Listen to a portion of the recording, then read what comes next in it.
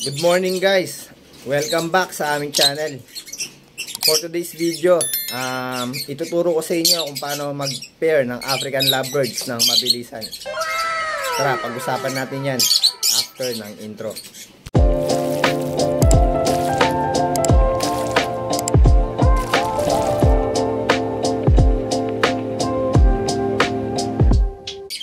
So guys, may dalawang uri ng pag-pair sa African Lovebirds. Yung una tinatawag na natural pairing, tapos yung pangalawa forced pairing. Mamaya i-explain ko kung ano ang natural pairing at saka forced pairing, at saka yung mga disadvantage nila at advantage na rin nila, sasabihin ko mamaya. So guys, unahin na natin yung natural pairing, no? Ano nga ba yung natural pairing na tinatawag? Ito yung pairing na yung mismong ibon na natin yung pumipili ng mga gusto nilang makapair, no? For example, meron kayong flight cage, tapos nandun lahat ng mga ibon nyo, marami kayong ibon doon. Kusa na silang magpe-pair doon guys, no? Yun yung tinatawag natin na natural pairing. Ano nga ba yung advantage at saka yung disadvantage ng natural pairing? Unahin natin yung advantage, no? Advantage ng natural pairing, kusa na agad silang mamimili ng kapair nila.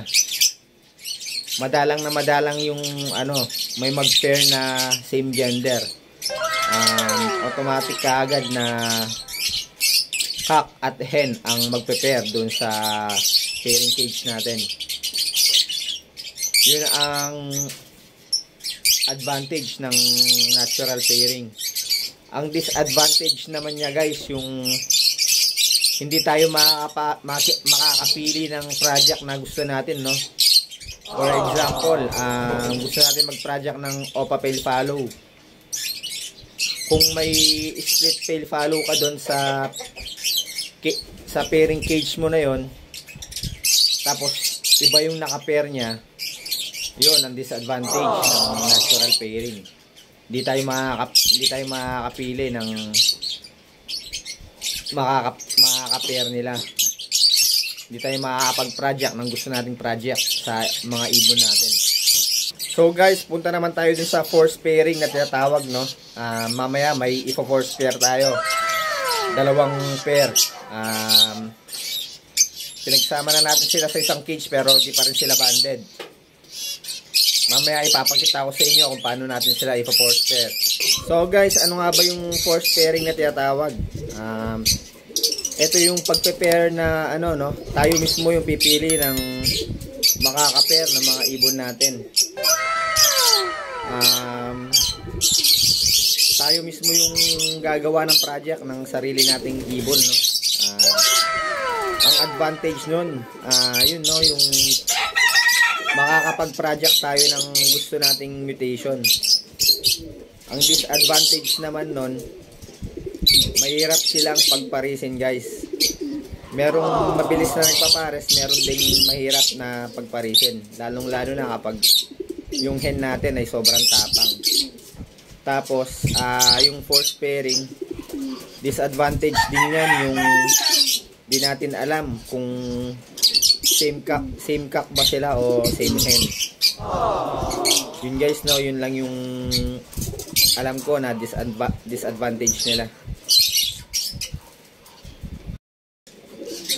So guys, pakita ko sa inyo yung i-force pair natin ngayon, yung dalawang pair, no?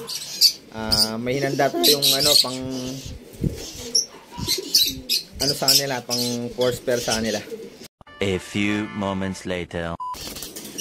So guys, itong dalawa hindi pa rin banded to, no? Kung mapapansin nyo, inaaway ng hen yung cock. Ifo-force pair natin sila ngayon. Ito yung isa sa mga ifo-force pair natin. Tapos guys, ito naman yung pangalawang ifo-force pair natin. Yung binigay sa atin ni Sir Lopez na green pied OPA hen.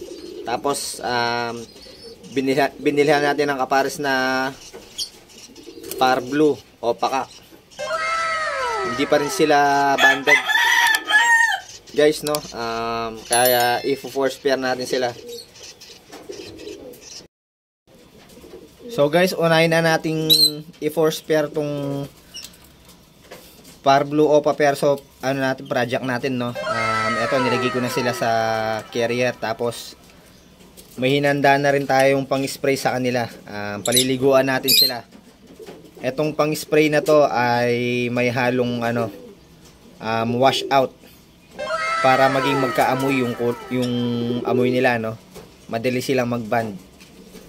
Tapos balikan natin sila after 30 minutes. So yun guys, paliliguan lang natin sila. Yan. Basta yung basang-basa sila. Para matanggal na rin yung kuto-kuto nila, no? Para pag nag-breed sila, wala silang kuto. Tapos guys, nilagay ko muna dito sila sa bubong, no? Para maarawan naman sila. Madali silang matuyo. Tapos after 30 minutes, babalikan natin sila.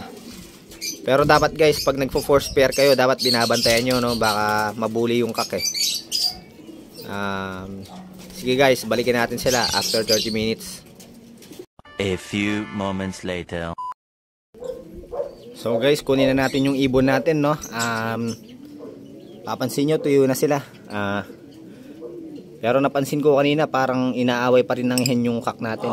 Parang di pa rin sila banded. So guys, nilagay ko muna sila dito sa pairing cage natin.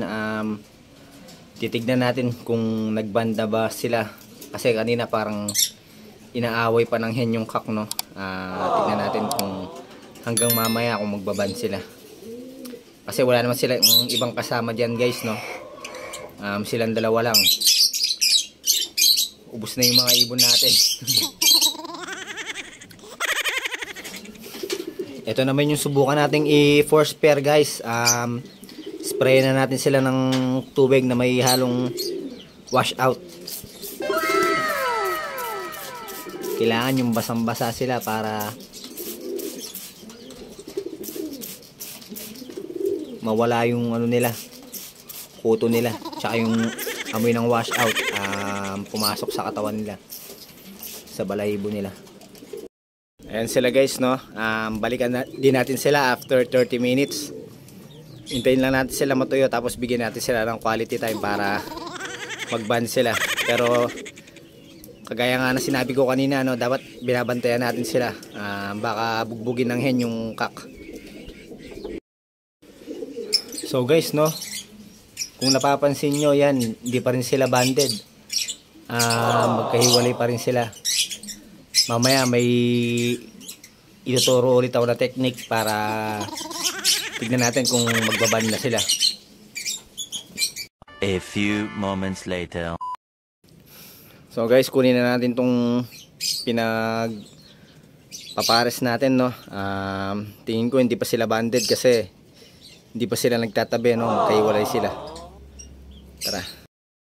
So guys, ayun, no, parang banded na tong dalawa na to, no. Kasi hindi na inaaway ng hen yung kak natin. Kung mapapansin nyo yan, no, nagdidikit na sila. Tapos hindi na inaaway ng hen yung kak natin. Kaya malamang sa malamang malapit na talaga mag-band tong dalawa na to. Tapos pag nag-band na sila, bibigyan na natin sila ng nesting material para ma-breed na natin sila agad. Ayan guys, kung makapansin nyo, no, ayan, no, nagtatabi na sila, no.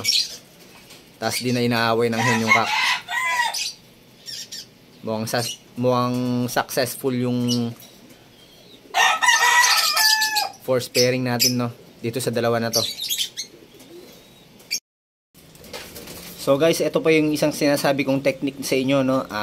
Kung may carrier kayo, ilagay nyo yung hen dun sa loob, tapos yung kak dun sa cage naman. Bigyan nyo siya ng pagkain tsaka inumin. Tapos yung hen, hayaan nyo lang doon, huwag nyo bibigyan ng pagkain. Makikita nyo, hihingi ng pagkain yan sa kak kapag siya ay gutom na. Tapos magbaban na sila. 2 hours later. So guys, no, ngayong hapon nung pinakawalan ko yung hen dun sa carrier, napansin ko nagtatabi na sila, no. Siguro hindi na magtatagal, magbaband na rin itong dalawa na to, tapos may sasalang na rin natin. So ganun lang guys, no, mag force pair ng ng African lovebirds. Pero masungit pa rin yung hen natin, no, kung napansin nyo. Inaway niya pa rin yung kak. Pero nakikita ko na silang nagdidikit eh. Hindi magtatagal, magpapares na yung dalawa na yan. So guys, dito sa isang Finor's pair natin, no, positive na tayo na banded na sila. Pero hindi pa natin bubuksan yung nest box na nilagay natin sa kanila. Bali, maghihintay muna ako ng mga 3 days. Sisiguraduhin ko muna na talagang banded na sila bago ko sila i-breed. 3 days to 1 week, ganyan guys. Yun guys, no, pwede nyo palang ulitin yung ganong proseso na sa force pairing na ginagawa natin every twice a week, or yung kasing nagsabi sa akin ginagawa niya yun every other day hanggat hindi nagpapares yung pinagpapares niya. Kaya lang baka magkasakit naman yung ibon natin pag ginawa natin yun, no? Kaya twice a week ko lang ginagawa yung ganung process kapag may gusto akong pagparisan sa mga ibon natin. May kwento ko lang guys, no. Dati meron akong hen na sobrang hirap parisan ng ng kak. Siguro naka-4 na kak yata ako na pinares sa kanya. Yung pang-4 doon pa lang siya yun pa lang yung gusto niyang parisan. Meron talagang mga hen na ganun na mahirap parisan. Suggest ko kapag ganun yung hen nyo, ihiwalay nyo muna. Tapos palipasin nyo ng 1 linggo yung wala siyang nakikitang ibang lovebirds. Tapos sabay nyo isama sa mga gusto nyong ipares sa kanya sa pairing cage nyo. Puro kakong ilagay nyo, tapos ilagay nyo siya doon. Doon makikita nyo magpapares na agad siya, pipilin na agad siya ng kapares niya. So guys, yun lang yung paraan natin ng pag-prepare ng mga alaga nating African, no. Sana may natutunan kayo dun sa mga na sabi ko sa inyo, mga napakita ko sa inyo. Yun nga yung natural pairing at saka yung forced pairing, no. So guys, hanggang dito na lang yung video natin. Sana wag niyo kalimutan mag-follow at mag-subscribe sa aming Facebook page at sa aming YouTube channel. Pindutin nyo na rin yung notification bell para ma-notify kayo kapag may mga bago kaming labas na video. Maraming salamat mga kaibon, mga kalapatids. Ingat and God bless.